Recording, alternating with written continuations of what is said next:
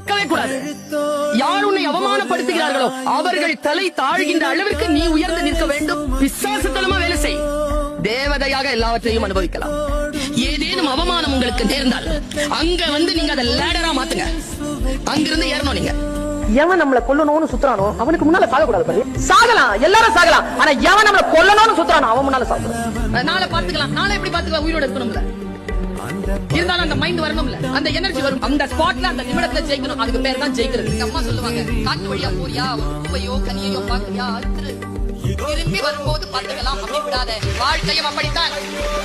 என்ன முடியுமோ அவ்வளவு பறிச்சு உருட்டி எடுத்துட்டு வெளியில ஓடிடும்.